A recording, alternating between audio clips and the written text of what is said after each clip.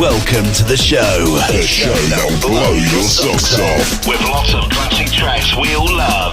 And a presenter that won't stop giving it their all. Stay right here for more quality sounds on the radio.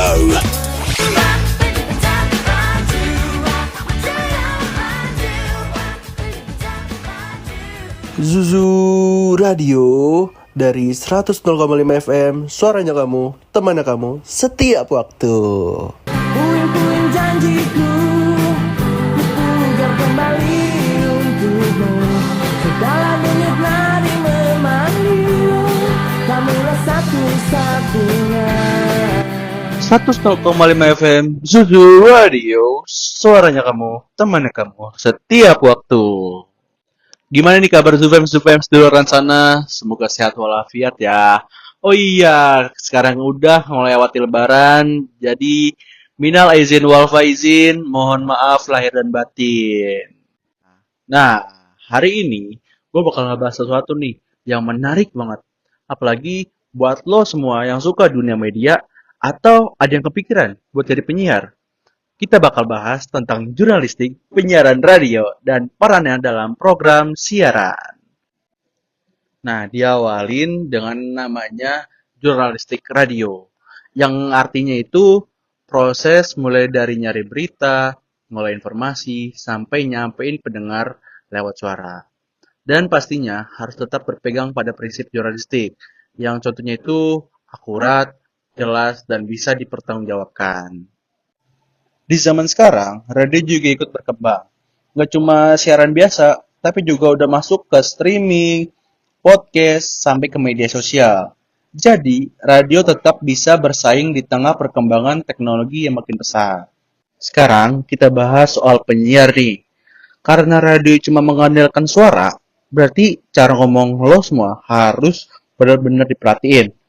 Kayak mulai dari pilihan kata-kata yang jelas, intonasi yang enak didengar, sampai gaya penyampaian yang santai tapi tetap menarik. Kalau gaya penyampaian lo semua itu flat, kayak ngebaca berita, ngebaca buku itu kan flat ya. Pendengar juga bisa bosen gitu loh, dan bisa nggak mau dengerin radio kalian gitu.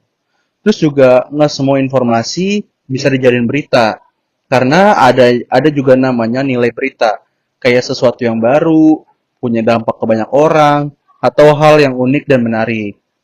Kalau informasinya biasa aja, ya kemungkinan besar nggak akan dilirik sih buat disiarin. Terus juga dalam bikin program radio, nggak bisa asal jalan gitu loh. Harus ada namanya proses yang jelas. Mulai dari nentuin temanya apa, nyusun konsep, bikin naskah, sampai ke cara penyampaiannya.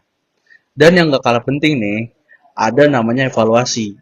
Dari evaluasi ini, kita bisa tahu apakah program yang dibuat sudah sesuai sama keinginan pendengar atau belum, dan apa yang perlu diperbaiki ke depannya. Kalau dibandingkan sama media lain, radio punya kelebihan sendiri.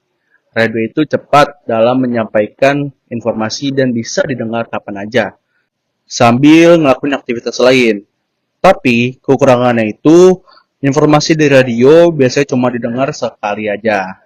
Makanya, penyiar harus bisa menyampaikan pesan dengan jelas dan langsung kena pendengarnya. Jadi, kesimpulannya, jurnalistik penyiaran radio itu punya peran penting banget dalam menentukan kualitas siaran.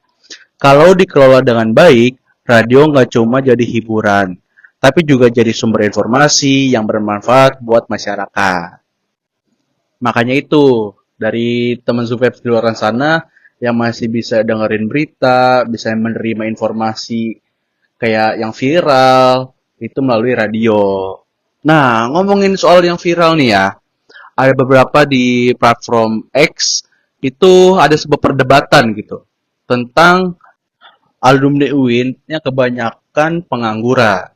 Padahal kenyataannya, banyak kok kating-kating gua, itu yang udah kerja gitu loh. Bahkan itu yang belum lulus, itu yang masih mahasiswa, itu udah kerja di Radar Banten, di Berita Banten, bahkan ya pokoknya udah banyak gitu loh. Mungkin yang sebuah perdebatan di platform X itu yang mereka kenal saja, bukan melalui data yang valid.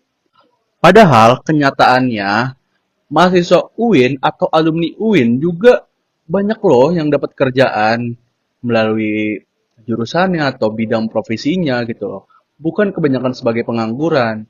Contohnya kayak yang tadi saya bilang, alumni atau cutting yang saya kenal. Atau juga kakak gua itu alumni UIN Jakarta. Itu dia sekarang kerja di Kementerian Agama. Nah, berarti orang yang menyampaikan bahwa alumni UIN itu banyaknya pengangguran, itu bukan berdasarkan data yang valid. Terus juga ada nih berita yang menyampaikan bahwa jasa editing itu bernilai 0 rupiah. Wah, gila banget itu Fems ya. Padahal aplikasi yang kita buat editing juga itu bisa berbayar gitu loh, nggak gratis. Coba kalau bapak-bapak yang mikir itu gratis, coba bikin sendiri aja deh profil desa itu.